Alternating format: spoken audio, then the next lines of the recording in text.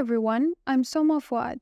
I'm with you from Kurdistan and welcome to Not Be Forgotten podcast. Today, we will talk about the life and challenges of Mr. Othman Mohammed Suleiman, a Peshmerga and a mechanic. Welcome, and I hope you enjoyed the 5th episode. کمیته آمدیه لجنه محلی آمدیه یک موتورا مولیده کاربی هبو اوجی کارب ندا همین جورا تنه بونده بو جهاز لاستیکی یا پاتریتوی شحن کربان او جهاز عاطل بو وانزانی از مکانیکم هشتن باسمان ایکو دو نزانی از شموکیانه که زانم جواب مبره یکی از شما بله او تشمو گوته او دوین اثرات شما میسل او تشمو کرین اینا و مگیره داو حتی عملیه کانی واسه که گلک موتورت مولیدت کاره بدست مکتن او مهیلا هگر حتی هنگیجی او بو عاطل جینبو. Othman Mohammed Suleiman was born in 1959 in Malta village. He is originally from the Barwari area. In 1985, when he was 25 years old, he said that Peshmerga were a great example for all Kurds, resisting the oppression of their enemies. The name Peshmerga held sacred meaning for him. It became even more personal because his brother, who was also a Peshmerga, was captured.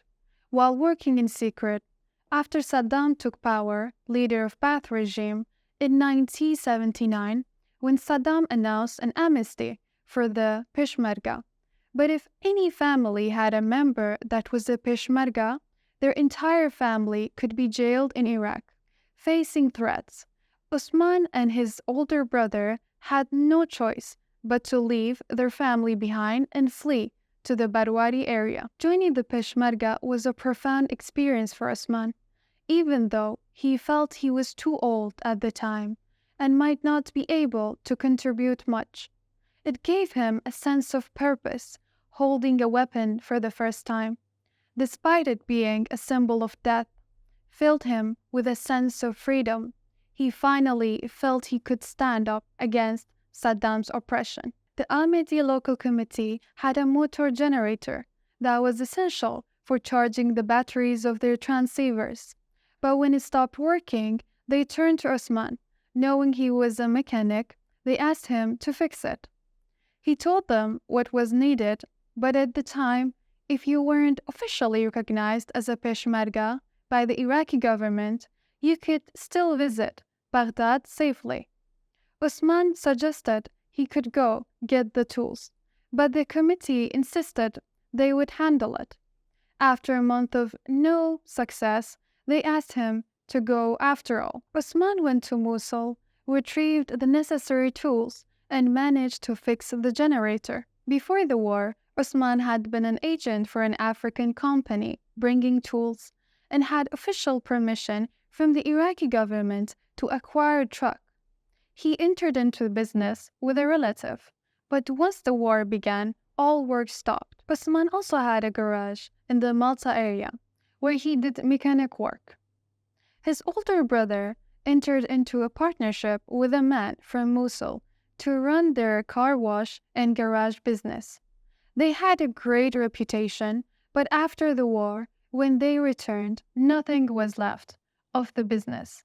The Iran-Iraqi war took away many people's livelihoods, including Othman. When Othman joined the Peshmerga, he took his mechanical tools with him, thinking they might be useful.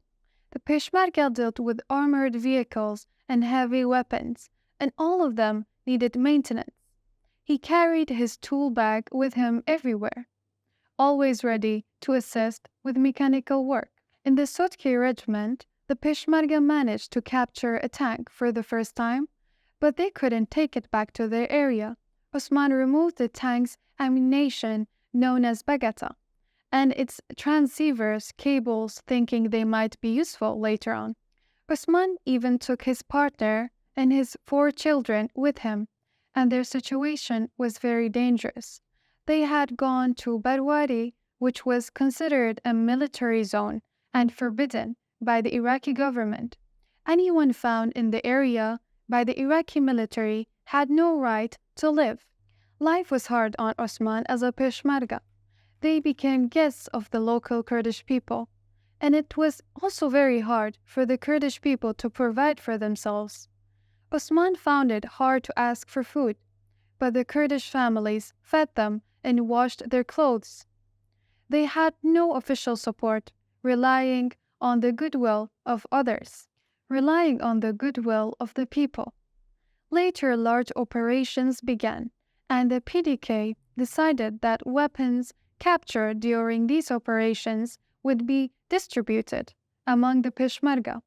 Some individuals received several weapons, which they could sell to improve their situation. In Daruluk, Othman and his comrades had 13 martyrs in one night, and more followed. When Bamarne airport started, they lost 2 more.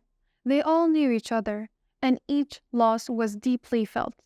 One of the hardest things for Othman was leaving and returning to find many of his friends were gone.